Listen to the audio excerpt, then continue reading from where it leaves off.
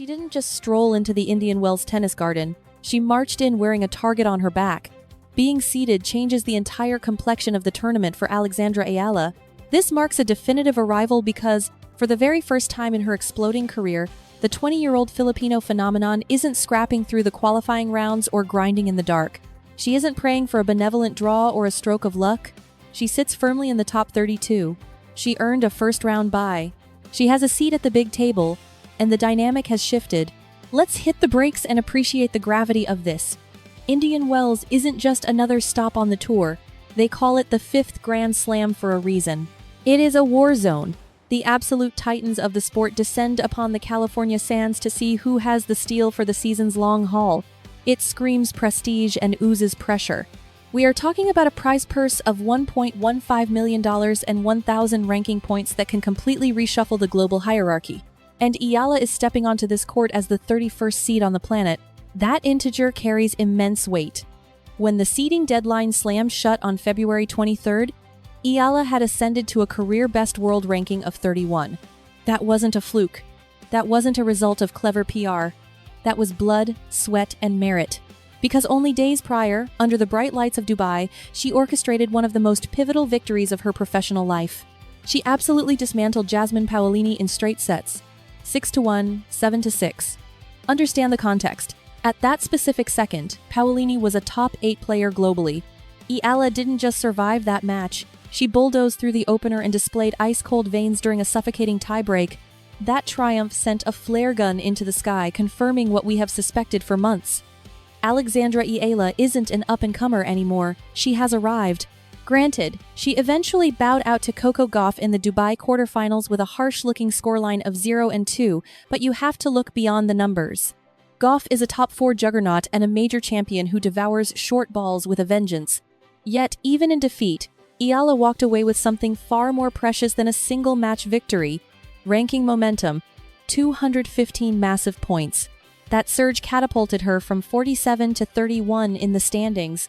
That leap is exactly what unlocked this golden opportunity, because sitting inside the top 32 at a WTA 1000 event is a superpower. It means you bypass the opening skirmish. You dodge the early pitfalls. You are finally treated like royalty. In a bracket of 96 competitors, only 32 enjoy this privilege. The other 64? They have to bleed immediately. They tear each other apart in round 1 just for the chance to stand across the net from someone like Eala in the round of 64. Consider the magnitude of that status upgrade. Rewind to Miami last year, where Eala was a wildcard scraping by at world number 140. 140. She was the classic underdog.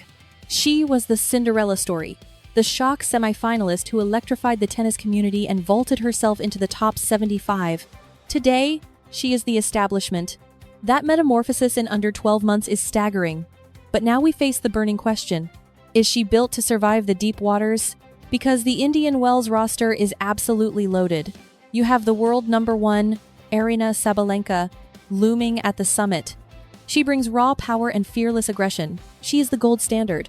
Right on her heels is Iga Swiatek, a tactical mastermind with relentless consistency, a woman who suffocates her rivals without breaking a sweat.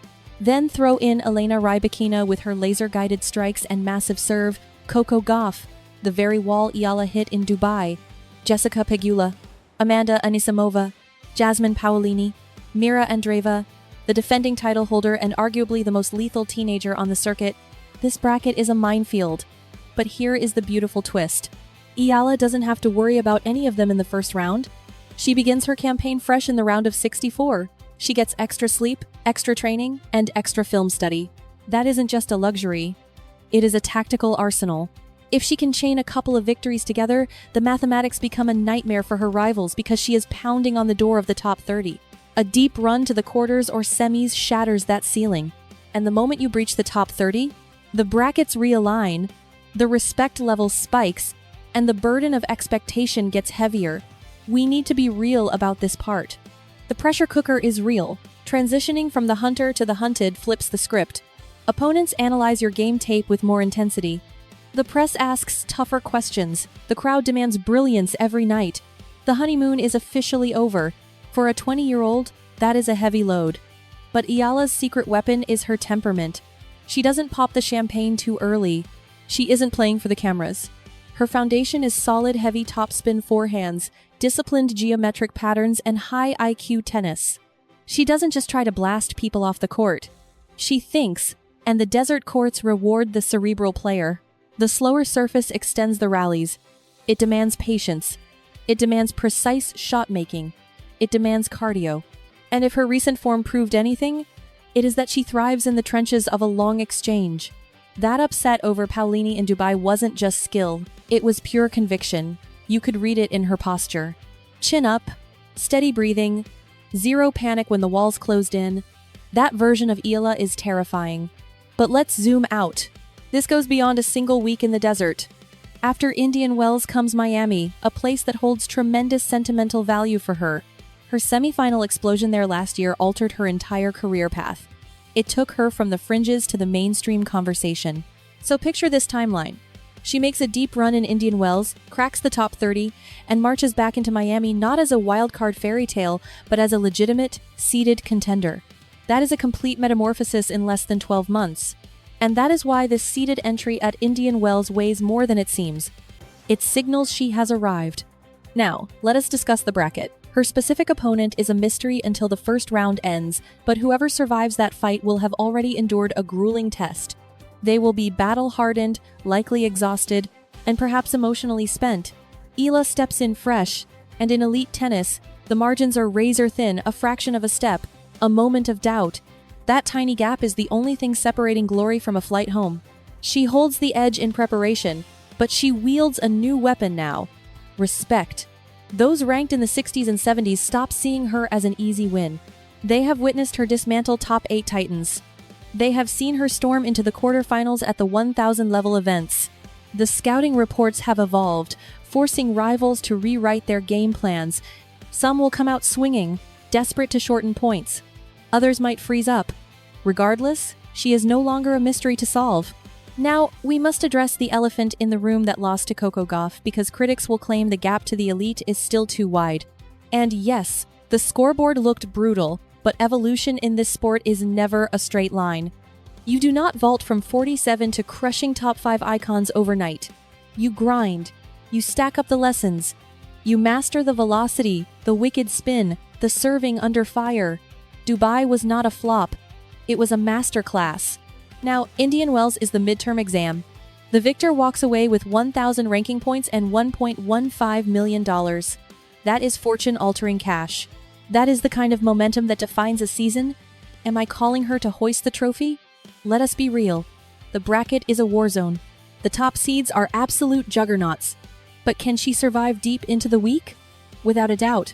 Can she topple a giant? Looking at recent form, absolutely. And when she does, the press won't call it luck. They will call it confirmation. Because when you hit rank 31 at just 20 years old, the only way is up. This moment also carries a heavy weight for Philippine tennis.